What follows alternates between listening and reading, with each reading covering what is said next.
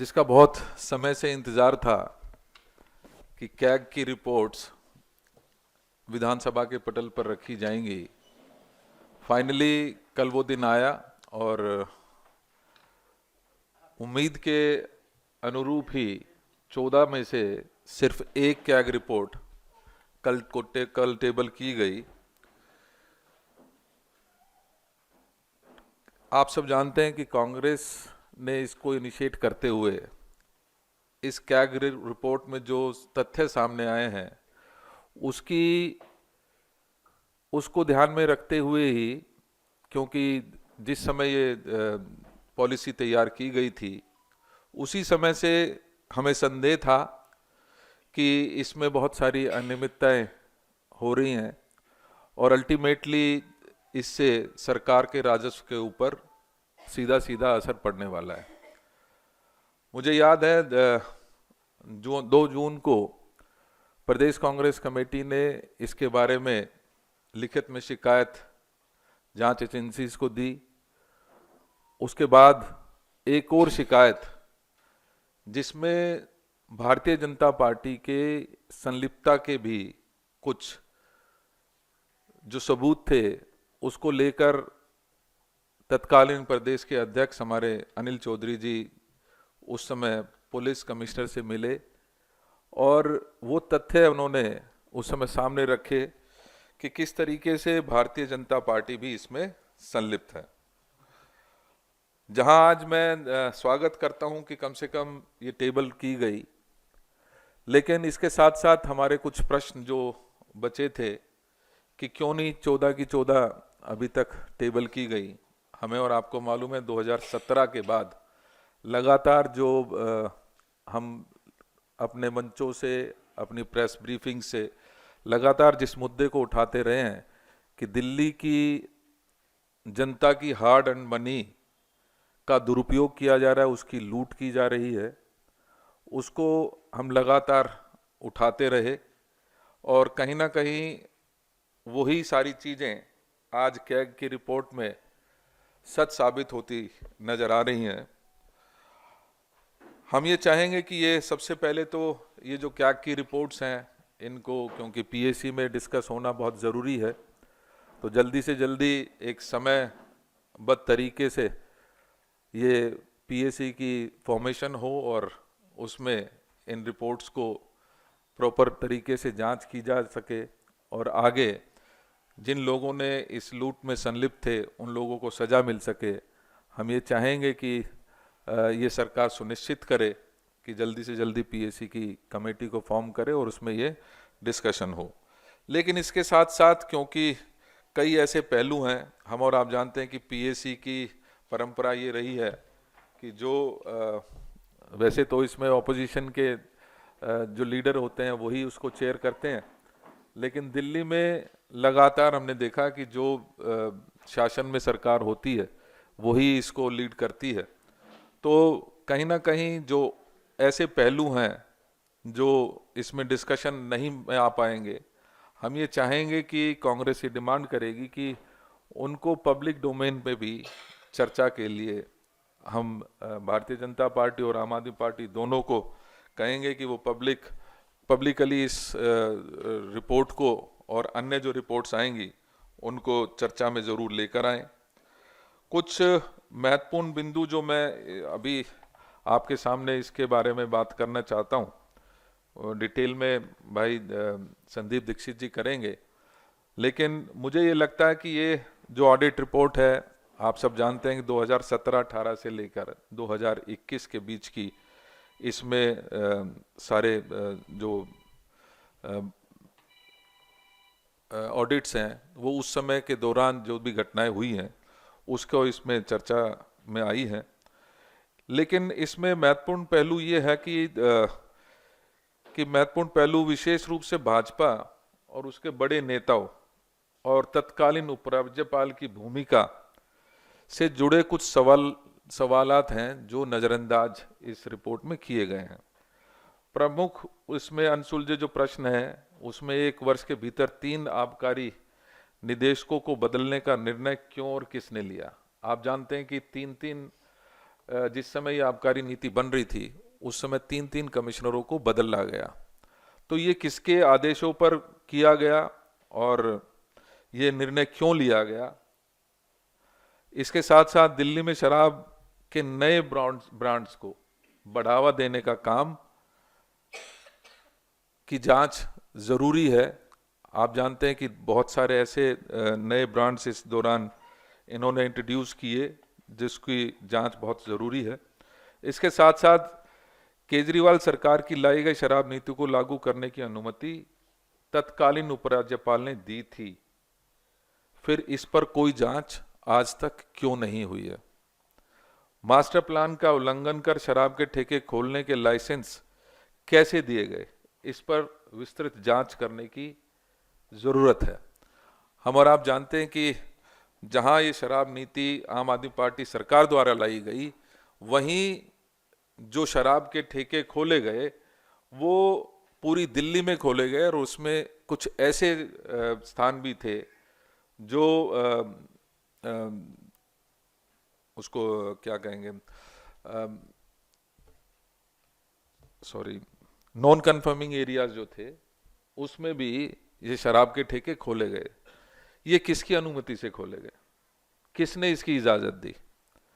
हम और आप जानते हैं कि कॉरपोरेशन की इजाजत के बिना ये शराब के ठेके नहीं खोले जा सकते थे। और तत्कालीन भारतीय जनता पार्टी का राज उस समय कॉरपोरेशन में होता था, लेकिन भारतीय जनता पार्टी ने ना सिर्फ इनको खोलने की इजाजत दी बल्कि उनको नॉन कन्फर्मिंग एरियाज में भी खोलने की इजाजत उस समय के जो कॉरपोरेशन में सरकार होती थी उसमें इसको इजाजत दी गई थी। तो ये एक बहुत महत्वपूर्ण जांच का विषय है जिसको पूरी तरीके से जांच की जानी चाहिए। और अगर मैं इस पूरी कैग रिपोर्ट को 3 शब्दों में बयां करना चाहूं तो मुझे लगता है कि ये 3 चीजें इसमें लूट, झूठ और फूट। जब मैं बात कर रहा हूं कि लूट, किस तरीके से लूट मचाई गई दिल्ली के हार्ड एंड मनी की और किस तरीके से वेस्टेज किया गया, जो दिल्ली की जनता के से उगाए गए टैक्स के रूप में जो मनी थी उसको किस तरीके से लुटाया गया, वो हमारा और आपके सबके सामने है। उसमें सीधा सीधा कैग की रिपोर्ट में सामने आया कि 2002 करोड़ रुपए की इसमें अनियमितता पाई गई है। अगर यही 2002 करोड़ रुपए दिल्ली के राजस्व में आता तो निश्चित ही जो हमारी महिलाएं हैं जिनको पेंशन नहीं मिल रही थी उनको शायद पेंशन मिल पाती, उन बुजुर्गों को पेंशन मिल पाती या रोड के काम हो पाते। लेकिन कहीं ना कहीं इस आम आदमी पार्टी की सरकार ने लगातार दिल्ली की जनता को लूटने का काम किया। इसके साथ साथ लगातार ये दावे किए गए कि हम दिल्ली की जनता के लिए काम कर रहे हैं। जब मैं बात करता हूं झूठ की तो झूठे वादे इस आम आदमी पार्टी की सरकार ने लगातार करने का काम किया और वास्तविकता से बिल्कुल दूर। आज कैग की रिपोर्ट में स्पष्ट हुआ है कि ये जो लगातार झूठ बोल रहे थे कि हम राजस्व बढ़ाने का काम कर रहे हैं, उसमें साफ तौर से 2002 करोड़ की जो ये लूट की झूठ है वो सबके सामने आई है। इसी प्रकार से अगर मैं बात करूं कि झूठ किस तरीके से उसको एक अमली जामा पहनाया गया, तो उसमें बहुत स्पष्ट रूप से जो विशेषज्ञ समिति की सिफारिशें थीं उनको नज़रअंदाज करते हुए इस लूट को अंजाम देने का काम आम आदमी पार्टी की सरकार ने किया है। इसके साथ साथ अब साफ तौर से नजर आता है जिस तरीके से इस पूरे प्रकरण को लगातार आपसी नोक झोंक में बीजेपी और आम आदमी पार्टी इस कैग की रिपोर्ट को सार्वजनिक होने के बाद चर्चा में लाने से जिस तरीके से बचने का काम कर रही है, ये आपसी फूट का नतीजा है, जिसकी वजह से आज कहीं ना कहीं हमें जो महसूस हो रहा है कि इस कैग की रिपोर्ट को विधानसभा के पटल पर रखने के पश्चात भी इसके ऊपर पूरी तरीके से चर्चा शायद नहीं हो पा रही है। कांग्रेस आज इस मौके पर 3 विशेष बात कहना चाहती है और कांग्रेस की ये मांगे भी हैं कि शराब घोटाले की जांच का दायरा व्यापक किया जाना चाहिए। और जब मैं व्यापक बात कर रहा हूं तो इसमें जो 3 डायरेक्टर्स उस दौरान चेंज हुए उनके बारे में चर्चा होनी चाहिए। चर्चा होनी चाहिए जिन शराब की कंपनियों को ये ठेके मिले, क्या उन्होंने भारतीय जनता पार्टी को और आम आदमी पार्टी को जिस तरीके से इलेक्टोरल बॉन्ड्स में पैसे देने का काम किया है, उससे स्पष्ट ये झलकता है कि इनकी संलिप्तता पहले से बनी हुई थी। इसके साथ साथ भाजपा के खिलाफ कांग्रेस द्वारा दी गई लिखित शिकायत की भी जांच होनी चाहिए।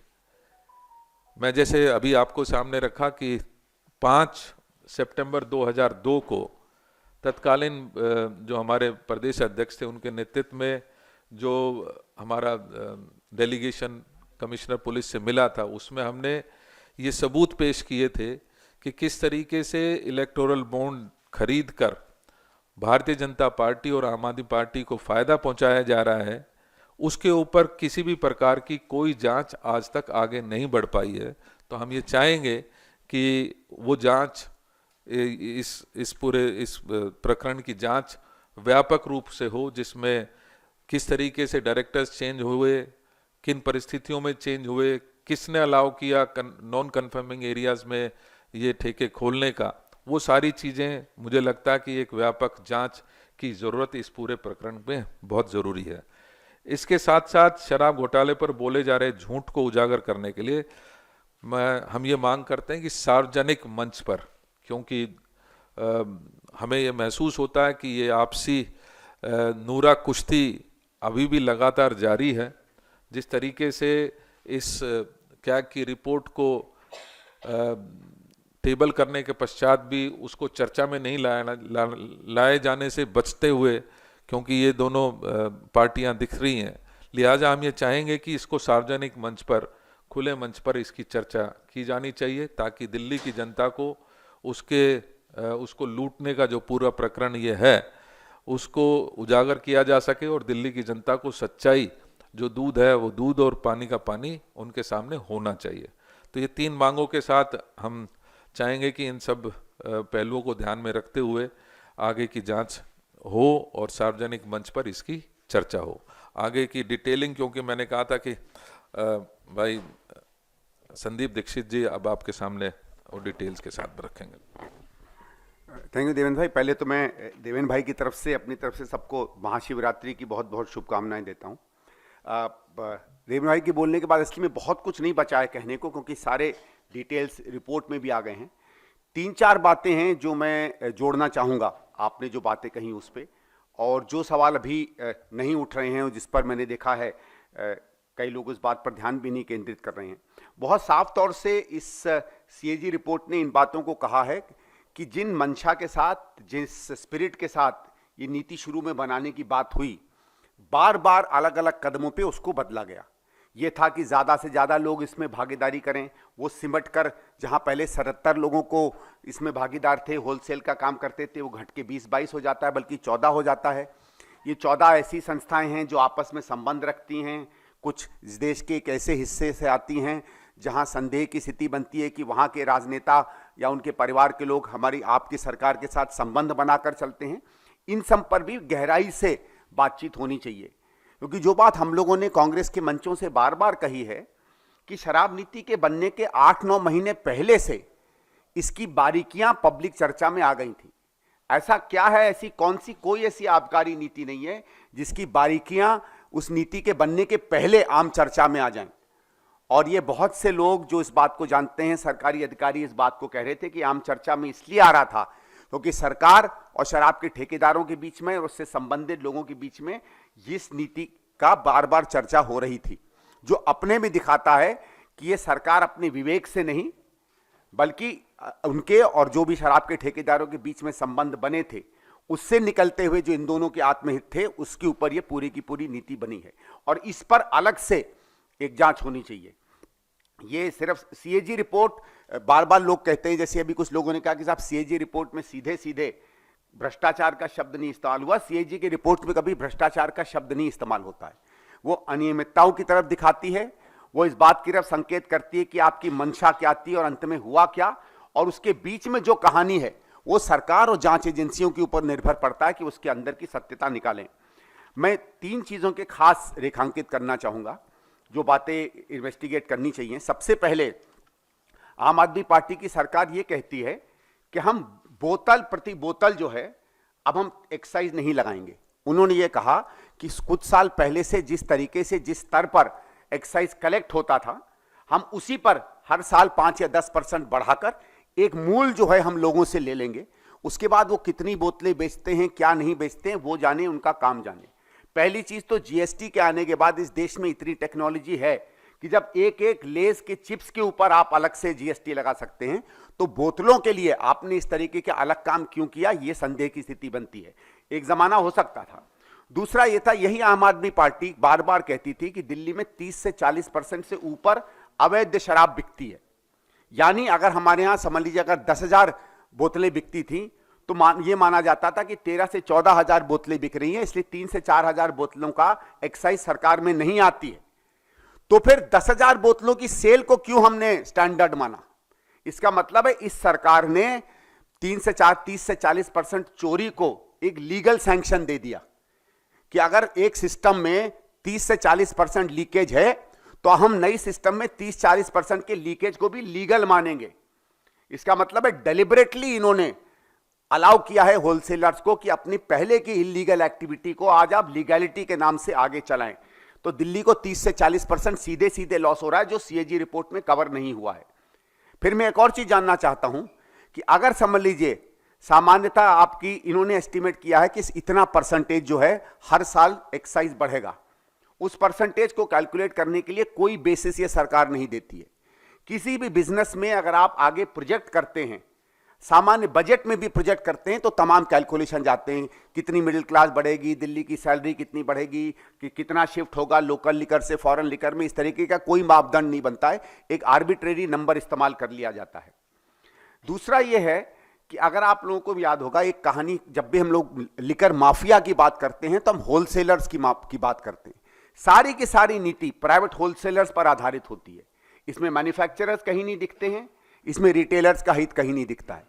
और ये पहली बार हमने देखा है कि कोई नीति कहती है कि प्रति व्यक्ति को अगर हम 2 ही दुकान देंगे, वो 54 दुकानें तक उसको लाइसेंस मिल जाता है। और मैं आपको दुकानों का क्या गणित हो सकता है इसका एक छोटा नंबर दूंगा। सामान्य ये माना जाता है सामान्य कि अगर एक लिकर की दुकान दिल्ली में है तो उसका कुछ नहीं तो 60-70 लाख से 1 करोड़ 1.25 करोड़ का फायदा होता है हर साल। तो जिस एंटिटी को 2 करोड़ का साल में फायदा होना चाहिए था, आपने केवल एक पेन से उसको, अगर आप 50 या 52 दुकानें माने तो 50 करोड़ का उसने फायदा कर दिया। तो आपके दस्तखत से जो व्यक्ति 2 करोड़ कमा सकता था अगर 50 से 52 करोड़ कमा सकता है, तो ये बात मैं तो नहीं मान सकता कि अंदर केवल आपके अंदर में जनहित होगा। आपके और उन लोगों के बीच में क्या संबंध हुए होंगे कि आपने केवल एक दस्तखत से, जो नीति के खिलाफ था, नैतिकता के खिलाफ था, सरकार के अधिकारियों ने जिस तरीके से प्रपोजल आपके पास भेजे उसके खिलाफ था, कैबिनेट में जो डिसीजन हुए उसके खिलाफ था, केवल एक दस्तखत से आपने लोगों को 2 से 54 दुकानें कर दी। ये किस बेसिस के अंदर किया गया, इसका सीधे सीधे इन्वेस्टिगेशन होना चाहिए। दूसरी जो बात मैंने आपसे कही कि जो ये कहा गया था कि पहले 377 के करीब रिटेल थी, जिसमें 262 केवल प्राइवेट किए जाते थे और सरकारी कंपनियां इसको बेचा करती थी। आज वो एक तरफ तो 850 के करीब रिटेल हो जाते हैं, लेकिन जहां पहले 262 के करीब प्राइवेट प्लेयर्स थे, आज केवल 22 प्राइवेट प्लेयर्स हो जाते हैं। और आर्ग्यूमेंट आप देते हैं कि हमें इसको बढ़ाना चाहिए था। आपको शायद याद होगा कि जब सीएजी की रिपोर्ट आई थी 2G पर, तो ये हमने एक मंशा की थी कि जितने ज्यादा प्लेयर्स उस मार्केट में आएंगे उतना ज्यादा ओपन होगा। उसके बिल्कुल विपरीत उस समय आम आदमी पार्टी ने कहा था, बिल्कुल दूसरे तर्ज दिए थे, और आज उसी तर्ज से वो एक अपनी रिपोर्ट बनाते हैं। तो इन चीजों को उसमें बहुत गंभीरता से देखना चाहिए। और जो एक फाइनल बात मैं आपके सामने कहना चाहता हूं, जो देवेंद्र जी ने अपने सवाल पर एक बात किया था कि किस तरीके से इसमें जो है कुछ ब्रांड्स को प्रमोट किया गया, उसमें एक स्टैंडर्ड ऑपरेटिंग प्रोसीजर की एक चिट्ठी है जो मैंने चुनाव के दौरान आप लोगों के सामने उल्लेख किया था, लेकिन चुनाव था तो शायद इसको बहुत लोग नहीं देख पाए। दिल्ली सरकार ने एक स्टैंडर्ड ऑपरेटिंग प्रोसीजर लिकर का चेंज करने की एक डॉक्यूमेंट बनाया था जो मुझे मिला, और मैंने उसको वेरीफाई किया है। और अगर आप देखिएगा आज से कोई 10-15 दिन पहले एलजी साहब की अध्यक्षता में एक नई आबकारी नीति दिल्ली में इंप्लीमेंट हुई है जो स्टैंडर्ड ऑपरेटिंग प्रोसीजर पर बनती है। इसके कुछ मुख्य चीजें मैं आपके सामने रखना चाहूंगा। इस पे बात करते करते ये कहती है कि SOP for database transparent and online liquor ordering system that checks brand pushing, eliminates bias and reflects national, regional, local market shares। ये रिपोर्ट जो दिल्ली सरकार बनाती है वो जब स्टडी करती है तो वो ये देखती है कि दिल्ली में अगर माना जाए कि दिल्ली में लोगों का जो लिकर ड्रिंकिंग का कल्चर है या जो प्रेफरेंसेस हैं, सामान्यतः माना जाएगा कि गुड़गांव है, नोएडा है या आसपास के जो शहर हैं जिसको हम एनसीआर कहते हैं, जिस तरीके की वहां प्रेफरेंसेस या आदतें होंगी, दिल्ली में भी सामान्यतः उसी तरीके का आपको कस्टमर मिलेगा। जब ये स्टडी करते हैं तो ये देखते हैं कि एनसीआर के इलाके में जिस तरह की ब्रांड्स लोग डिमांड कर रहे थे उससे बिल्कुल विपरीत वो वाले ब्रांड दिल्ली में नहीं अलाउड होते हैं। जिसकी तरफ देवेंद्र भाई ने अभी इशारा किया कि कुछ ऐसे ब्रांड दिल्ली में पुश किए जा रहे थे जो माना जाए अगर दिल्ली के कल्चर वाले लोग जो गुड़गांव में और जगहों पर रहते हैं वो उनको प्रेफर नहीं करते हैं। इस कारण से ये रिपोर्ट कहती है, however it seems that the reality is completely opposite with a plethora of complaints regarding brand pushing and brand suppression। मतलब दिल्ली की सरकार डेलिबरेटली कुछ ब्रांड्स को पुश कर रही थी और कुछ ब्रांड्स को दबा रही थी। उसके बाद वही आगे चल के कहती है कि certain brands are pushed in Delhi contrary to custom choice. या मतलब है कि सरकार की रिपोर्ट खुद कहती है कि हम लोगों ने जो काम किया है उसमें मार्केट का कहीं प्ले नहीं था, हम जबरदस्ती कुछ न कुछ ब्रांड्स थोपते हैं दिल्ली के ऊपर। वो ऊपर कुछ लिस्ट देती है इन ब्रांड्स की और उसके बाद जो सबसे महत्वपूर्ण बात है उसमें आती है, ये मैं थोड़ा सा पैराग्राफ पढ़ना चाहूंगा। The menace of brand pushing not only डिसरिगार्ड्स actual consumer preference but undermines fair market competition. और अगर सरकार की तरफ से मार्केट कॉम्पिटिशन अनफेयरली डील किया जाता है तो ये करप्ट प्रैक्टिस में आता है। उसमें कहा है कि the practice has become to sell what is ordered and order only what one likes to sell. मतलब जो हम चाहेंगे हम वही बेचेंगे, जो हम चाहेंगे अपने मन से उसको हम बेचेंगे। इसके मतलब है आर्बिट्रेरी है और शराब में कोई परोपकार में किसी शराब की कंपनी की मदद नहीं करता है। फिर उसमें दिया जाता है कि इसमें एक परवर्स इंसेंटिव आता है और जो आखिरी लाइन है, जो सबसे इंपॉर्टेंट लाइन आती है, analysis of the above top brands जो दिल्ली में पुश हो रहे हैं reveals that most of them have their plants based in Punjab. Punjab में किसकी सरकार है ये बात आप देख लीजिए और वो लिस्ट भी वही रिपोर्ट देती है कौन सी वो कंपनियां हैं जो पंजाब में बेस्ड हैं। तो न केवल ये लोग पॉपुलर ब्रांड्स को पुश करते हैं बल्कि उन ब्रांड्स को जबरदस्ती पुश करते हैं जो ब्रांड्स पंजाब में बेस्ड डिस्टिलरी कंपनीज बना रही हैं।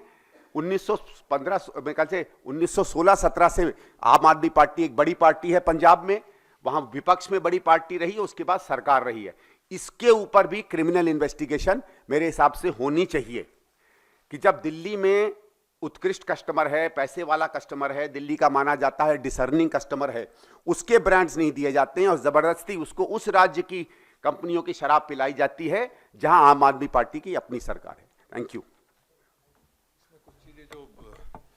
मुझे लगता है कुछ चीज़ें जो इसमें रिपोर्ट में पूरी तरीके से इंगित की गई हैं, जिसमें लाइसेंस वायलेशंस की बात है, जिसमें लैक ऑफ क्वालिटी कंट्रोल खास तौर पे अगर मैं बात करूं, वो बहुत महत्वपूर्ण है क्योंकि एक तरीके से मोनोपोलाइज पूरा ये जो डिस्ट्रीब्यूशन था वो कर दिया गया था और इसी वजह से कहीं ना कहीं जो क्वालिटी है उसके ऊपर चेक्स जानबूझकर हटाए गए ताकि एक बोतल के साथ साथ दो बोतलें भी जिस तरीके से इन्होंने उस समय बांटने का काम किया था वो बहुत ही दुखद है। और बहुत मैं समझता हूँ कि ऐसे समय में जिस समय कोरोना काल चल रहा था उस समय पर इस तरीके की जो हरकतें हुई हैं वो कहीं ना कहीं हमारे समाज में भी उसका बहुत गलत असर गया है और उसका असर खास तौर पर महिलाओं के ऊपर ज़्यादा पड़ा, जिसकी वजह से बहुत विरोध भी हुआ और उस विरोध के चलते इनको ये पॉलिसी विड्रॉ भी करनी पड़ी। इसके साथ साथ जो अन्य पहलू इसमें कवर किए गए हैं और जिनकी ओर सीएजी ने इशारा किया है उसमें weak regulatory and enforcement mechanism की भी बात मजबूती के साथ रखी गई है। डेफिशिएंसीज इन इन्वेंट्री ट्रैकिंग अभी संदीप भाई ने उसके बारे में विस्तार से बात की कि ट्रैकिंग हो ही सकती थी। जहाँ पर हम लेज के एक चिप्स का कोई पैकेट बेचते हैं उसकी ट्रैकिंग हो सकती है, तो बोतल की तो निश्चित ही हो ही सकती थी।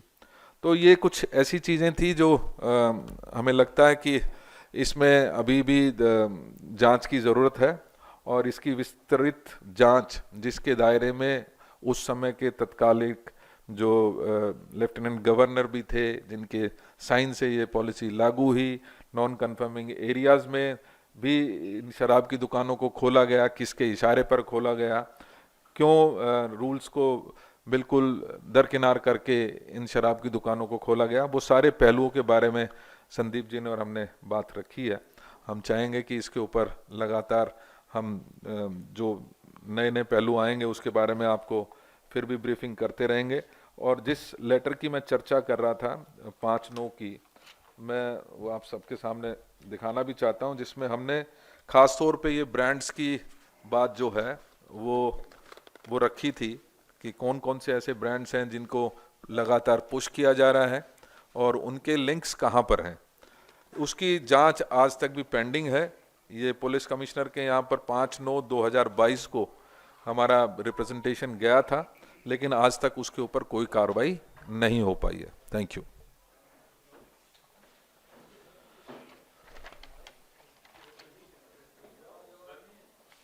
जी,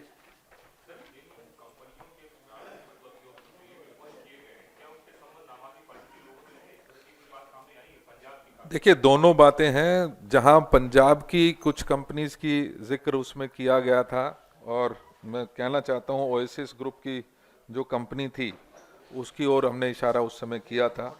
इसके साथ साथ जो सोम ग्रुप ऑफ कंपनीज हैं मध्य प्रदेश की, जिन्होंने लगभग 2 करोड़ रुपया उस समय भारतीय जनता पार्टी को इलेक्टोरल बॉन्ड्स के रूप में दिए थे, उसके साक्ष्य हमने उस समय प्रोवाइड किए थे।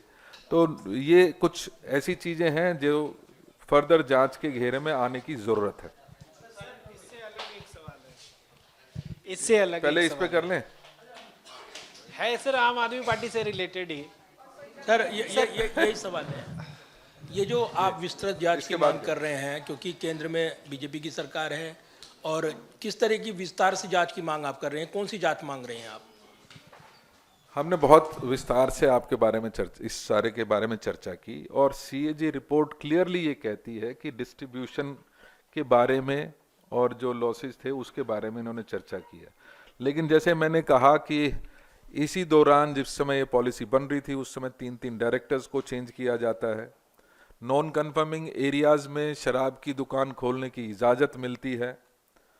ये सारे ऐसे पहलू हैं, या जो ब्रांड्स हैं, पर्टिकुलर ब्रांड्स जिनको पुश किया जा रहा है, वो किसके इशारे पर किया जा रहा था, कौन कौन उसमें संलिप्त थे, वो सारी चर्चाएं के ऊपर हम चाहते हैं विस्तार से जांच की जानी चाहिए।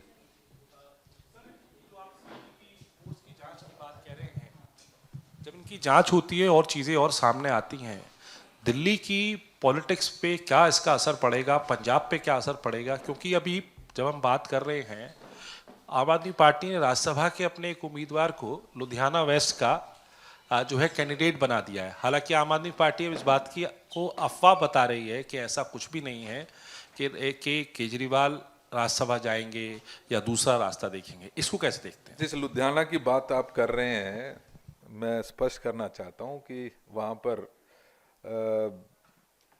संदिग्ध हालातों में जो वहाँ के उस समय के विधायक थे उनकी मौत हुई, आपको मालूम है, जिसको आत्महत्या के रूप में दिखाया गया है। मैं उसके ऊपर ज़्यादा चर्चा तो नहीं करना चाहता, लेकिन ये ज़रूर चर्चा करना चाहता हूँ कि आज पंजाब में माहौल बदले हुए हैं। तो जिस स्ट्रैटेजी के तहत वो किसी राज्यसभा मेंबर को उतारने की बात कर रहे हैं, पहले वो जीतेंगे, उसके पश्चात ही शायद आगे का रास्ता खुलेगा। और मुझे नहीं लगता वहाँ पर आम आदमी पार्टी की जीत इतनी आसानी से होने वाली है। हमारे मजबूत जो पैर हैं वहाँ पर हैं, और पंजाब एक बदलाव की तरफ देख रहा है। पंजाब की हालात भी दिल्ली से मैं समझता हूँ कि कोई ज़्यादा अलग नहीं है। वहाँ की लॉ एंड ऑर्डर की सिचुएशन, वहाँ की जिस तरीके से नशे का कारोबार लगातार बढ़ रहा है और उसके चलते जिस तरीके से लोगों का मोह भंग हुआ है आम आदमी पार्टी से, तो आसान नहीं है।